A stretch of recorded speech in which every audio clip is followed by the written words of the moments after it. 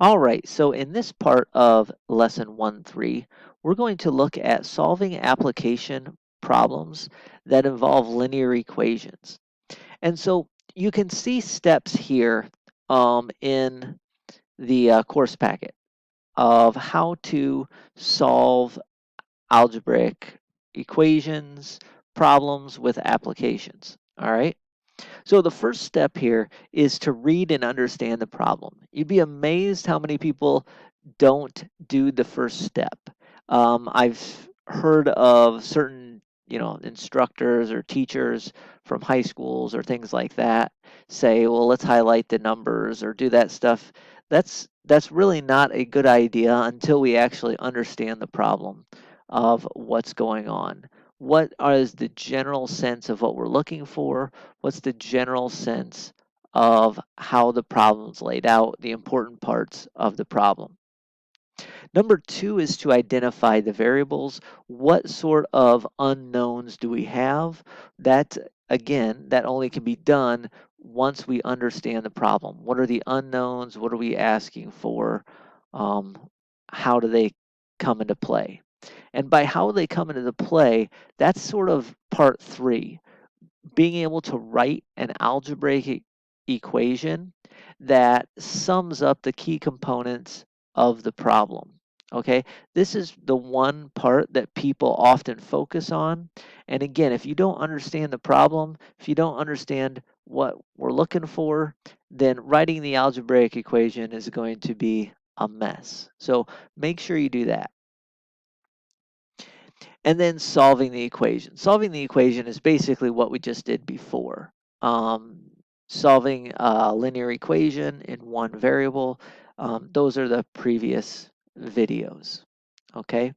And then lastly, we have to sort of reinterpret and answer the question that was actually asked. Okay.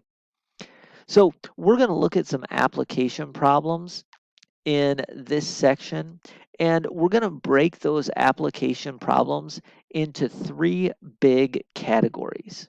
What are those three categories, you may ask? Well, basically, again, in this section, we're going to look at the three categories of percentage problems. Those are any sort of application problems that deal with percentages. We're going to look at problems which are what I call related sums, when two quantities that are related maybe add up to a total. And then we're going to look at problems that involve geometry formulas. Okay, so we have some geometric object and we have a formula related to geometry. Now, in terms of the percentage problems, let me just state this because that's what we're going to look at in this video. Those percentage problems are always going to come down to an end amount. Let me actually make this. An end amount is equal to a percent, which actually we're not going to write as the percent, but the rate times an original amount. So all of the percentage problems can be manipulated into some version of this. An end amount is equal to the rate times the original. So end is equal to rate times original. Now the end might be something you're looking for. The original might be the thing you're looking for. The rate might be the thing you're looking for. So any of these three could represent the variable, but that's the actual percentage problems. Now, when I say rate, what I mean by that is that we have to change my percentage into a decimal. For instance, 20%, we all know what that means. That's 20 out of 100. That's a decimal. 20 out of 100, just type that in on your calculator, is 0.2. So when we're using this equation, we have to use the decimal version for the rate and not the actual percentage. But there you go. That's the idea. So let's take a look at a problem. You can see example 4 there. You can go through that if you want, but I'd rather go to the instructor-led problems on the next page, so on page 38. So we start out with problem number 11 that says, if you buy a house for $149,000 and your bank requires 20% down, how much money do you have to give the bank as a down payment? All right. So we can read the problem there. We buy a house for $149,000. The bank requires 20% down. Hopefully you understand what that means. That means that I have to pay the bank 20% of the price of the house, and then the bank will loan me the other 80% of the price of the house. And obviously I'd have to pay them back over time. So how much money do we have to give the bank as a down payment? So we go and say, well, we are dealing with percentages. Whoops. We are dealing with percentages. So we should be thinking end is equal to a rate times original. Now, in this case, the original is the original price of the house, which we know is $149,000.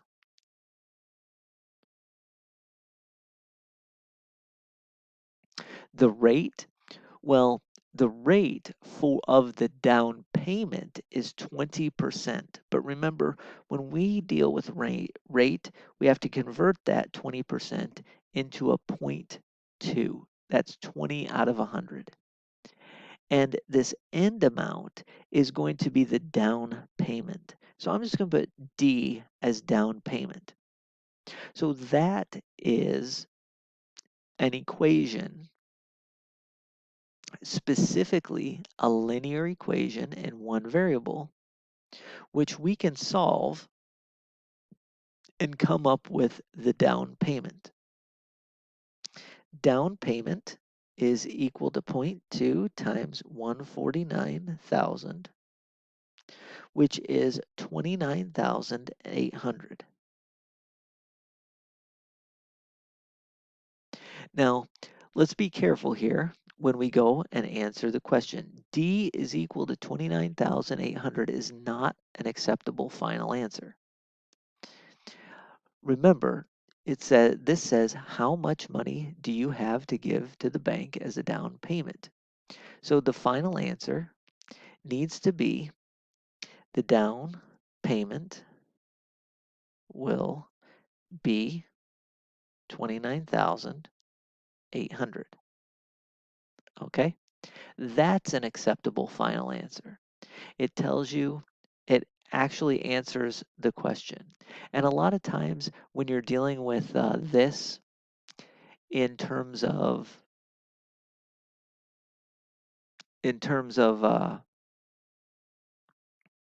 problem on the test, it'll say the down payment will be, and then you just put a blank, and then you have to write the 29,800 in that blank. Okay, so that's the idea.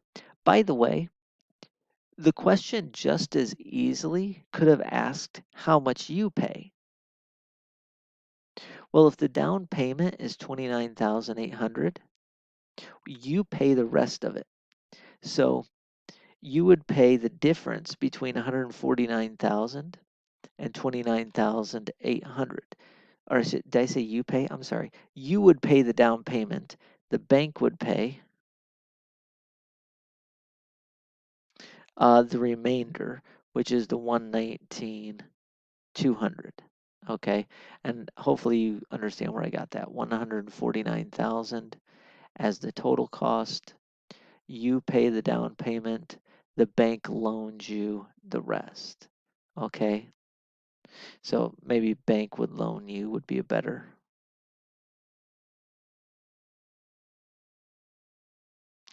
terminology. But you can see that there's lots of different questions we could have asked that are related to this same problem. What the down payment is, what the bank loaned you is, how much you would have to front, how much the bank would have to front. All right, lots of different ways to ask the same thing. Let's do another one. Number 12 here is another percentage problem. If 15% of your speech class received an A, how many students were in your speech class if 6 students earned an A? So 15% of the speech class got an A, and we also know that 6 students got an A. So hopefully we understand what's going on. This is still a percentage problem. Let's go. So we're still going to say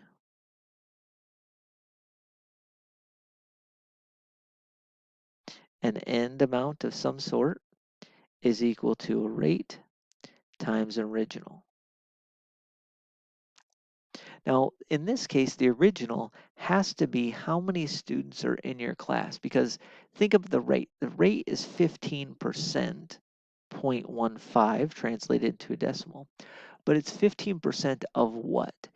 It's 15% of the students in the class. But the students in the class is what I'm going to be looking for. Let's just call that S. All right, for number of students in the class. 15% of the students in the class earned an A. So the end is the amount who earned an A. Okay? By the way, we know based on the problem that that amount is 6. So there we go. 15% of the students in the class earned an A. We know that 6 students earned an A. So this is solvable for S. We just write S, we write 6 equals 0.15 S. Pretty straightforward to solve. Divide both sides by a 0.15.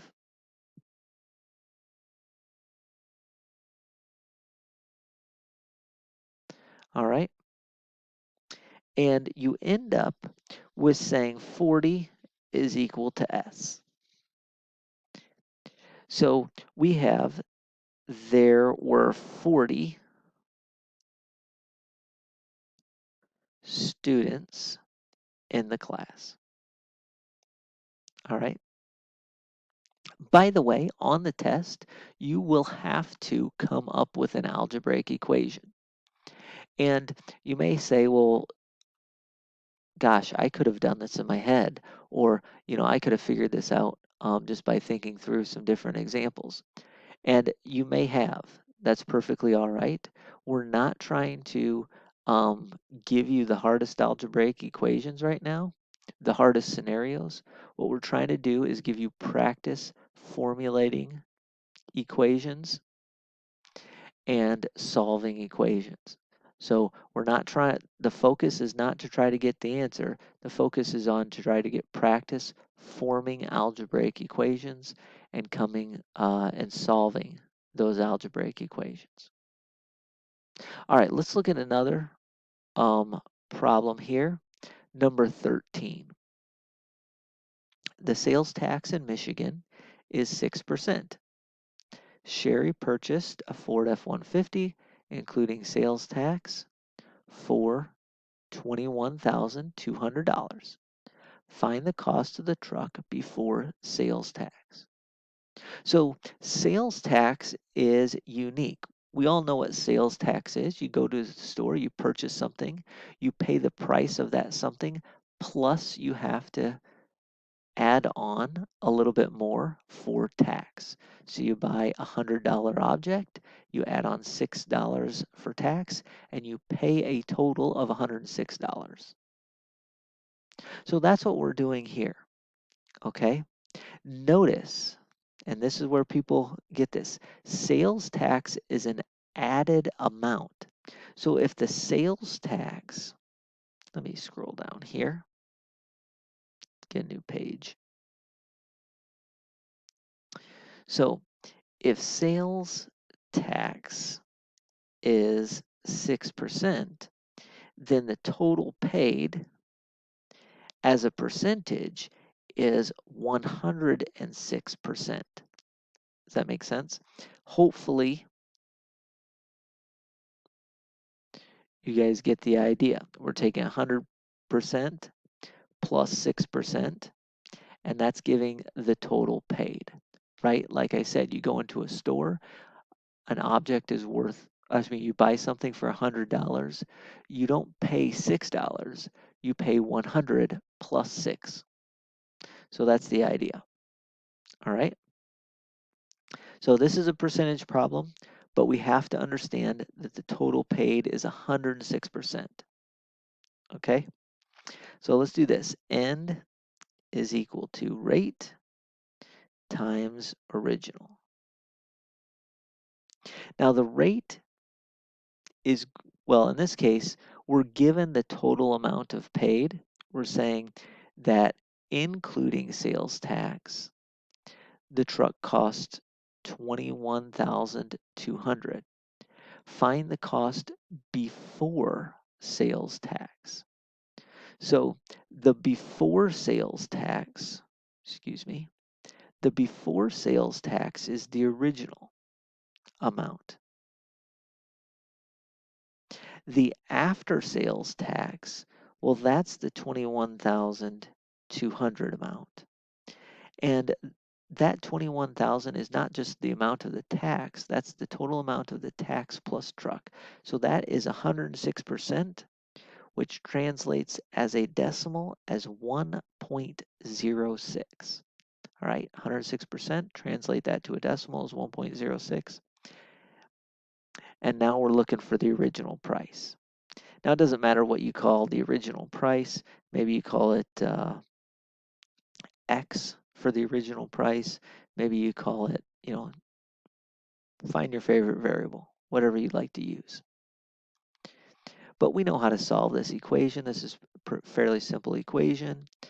Just divide both sides by 1.06. So take our 21,200 divided by 1.06. That's going to be whatever you get. That's going to be whatever X is. So do that in your calculator. 21,200 divided by 1.06. I'm typing that in right now. And I got X equals 20,000. Now, not every time is this going to come out nice and even. Sometimes this doesn't come out as a whole number. Sometimes this has a really ugly decimal. Because we're talking about dollar amounts, we'll round it to 2 decimal places when that comes up. So if it came out to 10,411.66387, you'd round it to 2 decimal places. Okay? So in this case, it doesn't. It comes out to a nice whole number. And we can say the price of the truck before tax was 20,000. Notice I am using the label, the $ label. That is important in these types of problems. Okay? So in a problem like this, I would expect you to be able to create a linear equation, solve it, and then answer the question. Let's do one more percentage problem. This is number 14. So it says the local electronics store is advertising a 30% off sale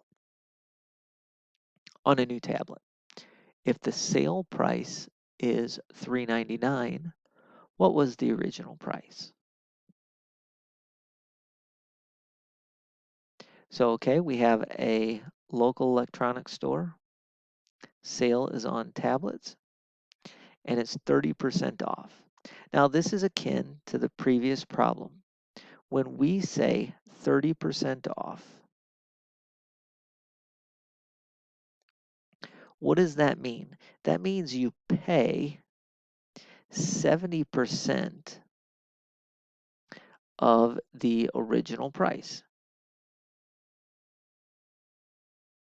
Okay, and how we got that is obviously the original price is at 100%, but we have to take away 30% because it's 30% off.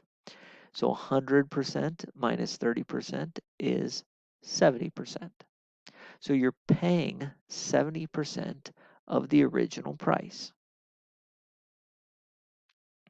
So we go to our end is equal to rate times the original. Excuse me. This original price versus the end price. The end price is the sale price. That we said was 309. I said we said. The problem said the sales price is 399 and it's asking for the original price. So if the sale price is 399, then that had to be 70% of the original price. 0.7 or 0.70, some people would write, of the original price. I'm just going to write P for price, if that's okay. And then we can solve this, right? Take 399 divided by 0.7. Well, that is equal to P. 399 divided by 0.7 gives me 570. So what you would say is that the original price of the tablet is $570. That's how you'd answer that. Okay? Notice that all of these percentage problems could be done with end equals rate times original, but you have to be really, really careful about which piece you call the original amount, which piece you call the end amount, and what rate you're using. Especially in these last two problems where our rate wasn't just the percentage amount given in the problem, but on the sale price, we had to add 6%. On the sales tax, we had to add 6%. When we had a discounted price, we had to subtract the 30%. So be careful on that. But that is how these percentage problems can all be done. Again, one more time, the thing on the tests, you'll have to be able to create an equation, something like this. I don't care what variable you use. Solve it, and then come up with the answer. So there you go.